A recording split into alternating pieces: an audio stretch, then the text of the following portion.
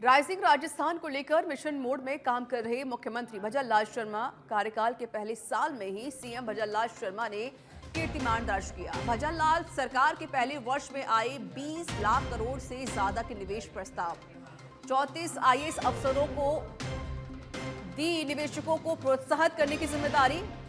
निवेश करार पूर्ण होने के लिए भी चरणबद्ध तरीके से काम कर रही है सरकार। जोरों शोरों से चल रही राइजिंग राजस्थान की तैयारी। निवेश के क्षेत्र में राजस्थान को विकसित करने निकले हैं मुख्यमंत्री भजनलाल शर्मा। प्रधानमंत्री मोदी करेंगे राइजिंग राजस्थान ग्लोबल समिट का उद्घाटन। 23 देशों और 19 राज्यों के निवेशक समिट में हिस्सा लेंगे। राज्य सरकार ने 34 आईएएस ऑफिसर्स को जिम्मेदारी सौंपी है। 34 आईएएस अफसरों को 23 देशों और 19 राज्यों के निवेशकों को प्रोत्साहित करने की जिम्मेदारी दी गई है। 34 में से 8 आईएएस ऐसे हैं जिन्हें राज्य और विदेश की दोहरी जिम्मेदारी मिली है। राज्य सरकार ने 10 ट्रेनी आईएएस अफसरों को भी उद्योग विभाग में विशेषाधिकार लगाया। पूर्ववर्ती सरकार के कार्यकाल में चौथे वर्ष हुआ था इन्वेस्ट राजस्थान। 12.53 करोड़ के करार हुए, लेकिन निवेश 25,975 करोड़ आया। अनुमानित आंकड़े में कुल 2.7% रहा है निवेश। वसुंधरा राज्य सरकार में 2015 में हुआ था रिसर्जेंट राजस्थान समिट। 3.37 लाख करोड़ के करार में 33,000 करोड़ का निवेश आया। निवेश महज 10% रहा।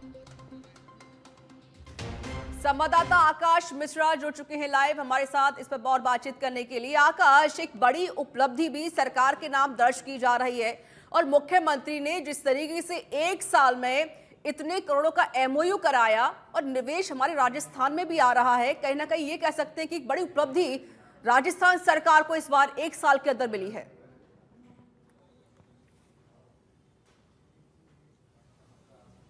जी ऋचा, ये पहला साल है कार्यकाल का मुख्यमंत्री भजनलाल शर्मा का और इस सरकार का, और पहले ही साल इस अपने कार्यकाल में जब 20 लाख करोड़ के निवेश का प्रस्ताव यहां सरकार को मिलता है। और पूर्ववर्ती सरकारों की बात करें तो दोनों सरकारों में जो पहले जो 2 सरकारें रही, चाहे वो राज्य का कार्यकाल हो चाहे अशोक गहलोत का कार्यकाल हो, तो पहले साल इस प्रकार के समिट नहीं हुए। अशोक गहलोत के कार्यकाल में चौथे साल उन्होंने इस प्रकार के समिट का आयोजन किया, इन्वेस्टमेंट जो समिट होती है उसका आयोजन किया, और राज्य के कार्यकाल में 2015 में समिट का आयोजन हुआ था। लेकिन भजनलाल शर्मा के कार्यकाल में बतौर मुख्यमंत्री ये पहले साल ही राजस्थान में राइजिंग राजस्थान ग्लोबल समिट का आयोजन हो रहा है। और अनुमान ये है कि जब 20 लाख करोड़ के निवेश का प्रस्ताव है तो इससे राजस्थान के विकास की नई गति मिलेगी ऊर्जा के क्षेत्र में, और जो तमाम क्षेत्र हैं जहां पर रोजगार की बात राजस्थान के युवा कर रहे हैं, तो एक नई दिशा यहां से मुख्यमंत्री भजनलाल शर्मा राजस्थान को देना चाहेंगे। कल प्रधानमंत्री मोदी इस समिट में पहुंचकर यहां समिट की शोभा भी बढ़ाएंगे और इस समिट का उद्घाटन भी करेंगे। बिल्कुल, और जाहिर है कि विवेक, जिस तरीके से अब विकास की तरफ राजस्थान बढ़ता हुआ और युवाओं को प्रोत्साहित करता हुआ, युवा कितने खुश नजर आने वाले हैं, क्योंकि कोशिश भी की गई सरकार की तरफ से कि युवाओं पर ज्यादा ध्यान दिया जाए, ज्यादा फोकस किया जाए, चाहे वो महिला हो या पुरुष हो। युवाओं को आगे बढ़ाने की कोशिश भी सरकार इस बार कर रही है, क्योंकि हमेशा लगातार मांग उठती रही है कि जो युवा है वो बेरोजगार है, उनको रोजगार दिया जाना चाहिए। अब उन्हीं की तरफ कदम बढ़ा रही है सरकार।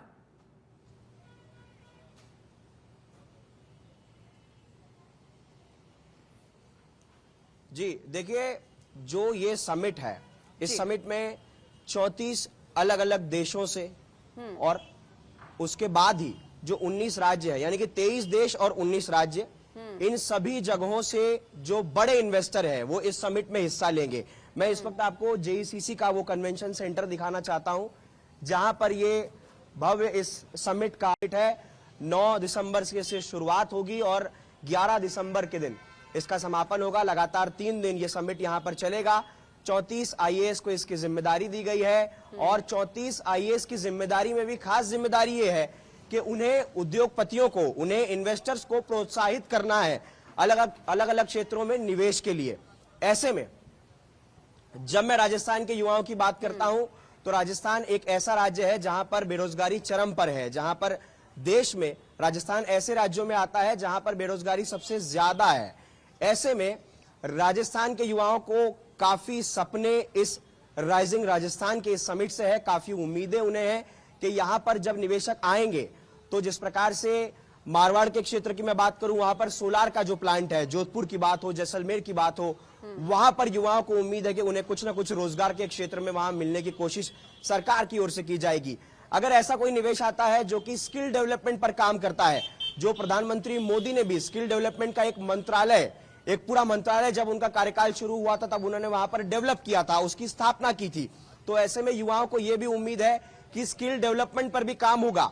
जो युवा 10वीं 12वीं पास कर चुके हैं लेकिन उनके पास स्किल नहीं है नौकरी के लिए, अगर उनकी स्किल डेवलपमेंट के लिए भी यहां से कुछ निवेशक के रूप में काम किया जाता है तो युवाओं को ये खास उम्मीद इस समिट से है, युवाओं को खास उम्मीद भजनलाल सरकार से है, युवाओं को खास उम्मीद प्रधानमंत्री मोदी और केंद्र की सरकार से भी है और यहां आने वाले इन्वेस्टर से भी है, निवेशक से भी है कि वो जब आएंगे तो उन्हें कोई ना कोई यहां से बड़ी सौगात मिलेगी, उन्हें यहां पर कोई ना कोई ऐसी चीज मिलेगी जिससे वो आगे रोजगार के क्षेत्र में बढ़ सकते हैं। ऋचा, चलिए बहुत बहुत शुक्रिया आपका अधिक जानकारी देने के लिए।